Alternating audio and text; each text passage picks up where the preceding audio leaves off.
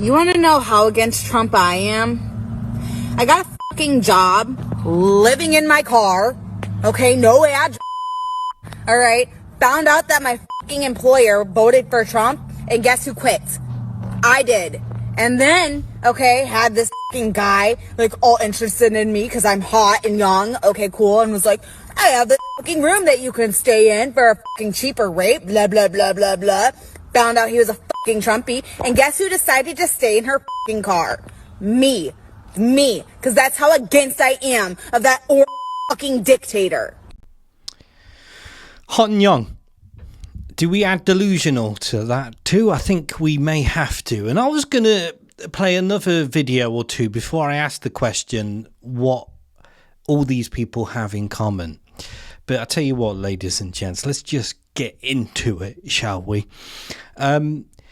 She is staying in a car, quit her job, so jobless, staying in a car, so is homeless.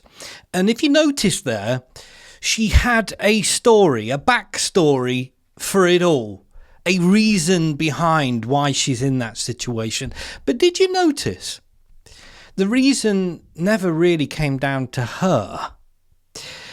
It was always someone else. And in this instance, as with so many other people, there seems to be a trend here as well. You'll see in just a moment with a couple of other examples.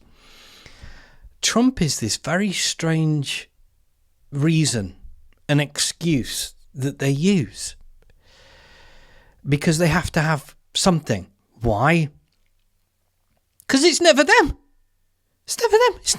It's never them. It's never them the reason why they lost their job or the reason why they're staying in their car or why they're hot and young and have to make the decisions that they do. The responsibility never comes back to them. Let's stay with this theme, what I'm talking about here. Ultimately, I'm talking about victimhood. Yeah, they're all freaking victims. The opposite of that is, of course, taking responsibility. You'll notice the theme as we play the next couple of videos on exactly what I'm talking about here. In 2 years, I'm going to lose my housing. All because the guidelines for Section 8 have changed since you-know-who got into office. They're saying that if you have a child that is school-aged, meaning if you don't have to stay home with your child, you have to be able to obtain employment, have a full-time job, and you cannot be on Section 8 past 2 years. So I've seen this lady on other videos complaining about very similar things. And there used to be this thing called, what do you call it? Shame? Yeah. And shame is quite an interesting thing. And it used to be quite preventative. And actually, there was positive elements to shame in what you wouldn't do. And hey, I'll be the first person to say, don't worry about what other people are thinking of you. And shame is a big part of that worry. But when it comes to grabbing the camera, right, and choosing to record yourself complaining about the fact that you're not going to have food stamps, or because this is the other videos that I've seen of this lady, it was her complaining that her monthly allowance for the food stamps or whatever it is in the US had come down, and she had a toddler in the back, or the young child in the back, saying that he needs his snacks. The reason I'm open to the idea that maybe ladies like her are satire is because she also mentioned that she needs her energy drinks. No shizer. Yeah, I think I shared this on a previous video. You'll see her. She needs her energy drinks, and a young child at the back there needs his snacks, right? And it's ever since you-know-who, Orange Man Bad, came into office, and he's ruined everything. So it's not you.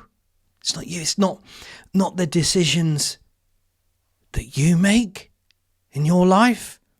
Whether you may or may not be employed or unemployed, or may not be able to afford certain things. Again, I like to balance things out, and I can't stand the notion of, well, life's what you make it.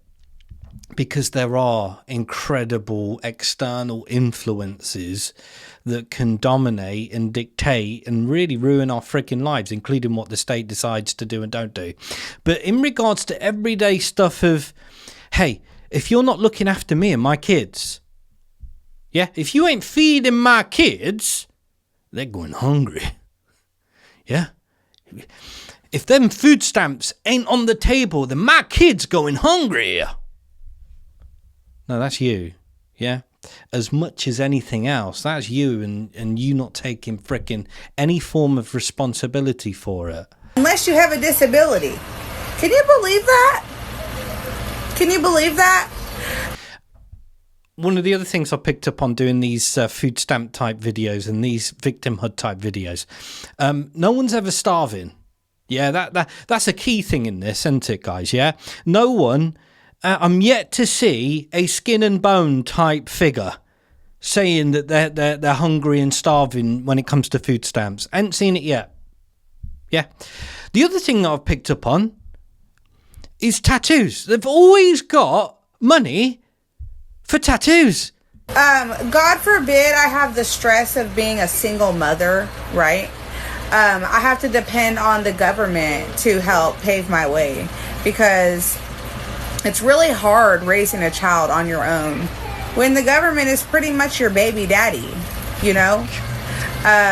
Please tell us, please, this one in particular, please say that it's some form of satire, because that's been a thing as well.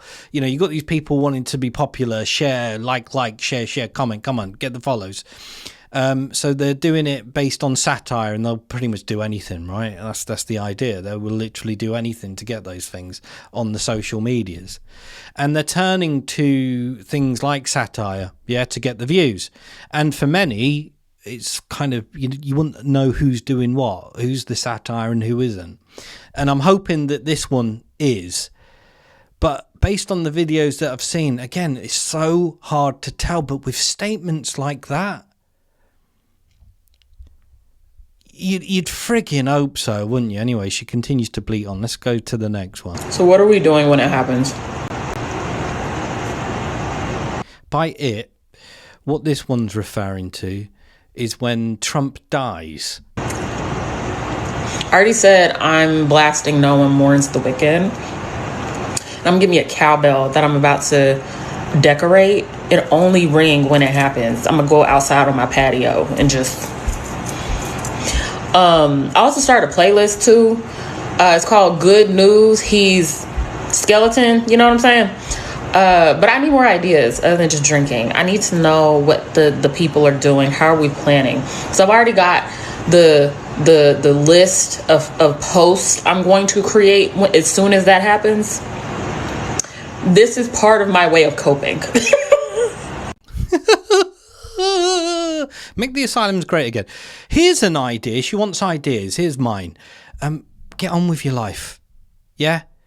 Orange Man Bad couldn't give the shiniest shizer about what you do and don't do. Whether you ring any bells or what your plans are, he don't care. I'm almost certain of that, right? But the fact that you seem to be obsessed with living your life based on what Orange Man Bad, someone external, is doing, means that you're never going to find any form of happiness ever in your life. Why? Because there's always going to be someone else to blame. In this instance, of course, it's Trump. These people, going back to that original question, what do they all share in common? They're all victims. Ta-ta.